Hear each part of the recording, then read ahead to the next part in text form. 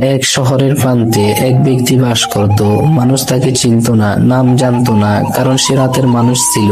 দিনের আলোয় সে লুকিয়ে থাকতো, আর রাত নামলেই বের হতো তার কালো কাজ নিয়ে। তার পেশা ছিল কবর লুট করা।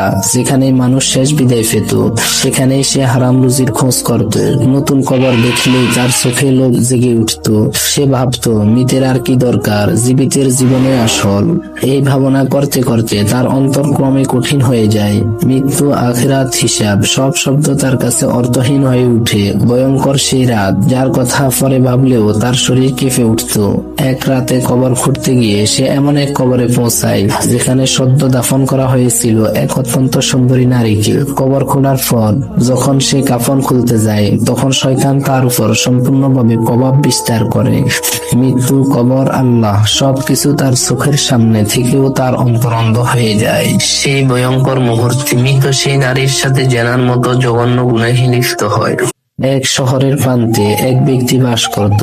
মানুষ তাকে চিনত না, নাম জানতো না, কারণ সে রাতের মানুষ ছিল। দিনের আলোয় সে লুকিয়ে থাকতো, আর রাত নামলেই বের হতো তার কালো কাজ নিয়ে। তার পেশা ছিল কবর লুট করা। যেখানেই মানুষ শেষ বিদায় পেত, সেখানেই সে হারাম রুজির খোঁজ করত। নতুন কবর দেখলেই তার চোখে লোভ জেগে উঠত। সে ভাবতো, মৃতের আর কি দরকার, জীবিতের জীবনে আসল। এই ভাবনা করতে করতে তার অন্তর ক্রমে কঠিন হয়ে যায়। মৃত্যু, আখিরাত, হিসাব, সব শব্দ তার কাছে অর্থহীন হয়ে উঠে। ভয়ঙ্কর সেই রাত, যার কথা পরে ভাবলেও তার শরীর কেঁপে উঠত।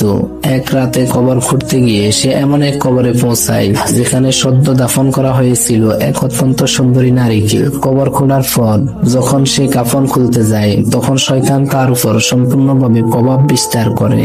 মৃত্যু, কবর, আল্লাহ সবকিছু তার চোখের সামনে থেকেও তার অন্তর অন্ধ হয়ে যায়। সেই ভয়ঙ্কর মুহূর্তে মৃত সেই নারীর সাথে জেনার মতো জঘন্য গুনাহে লিপ্ত হয়।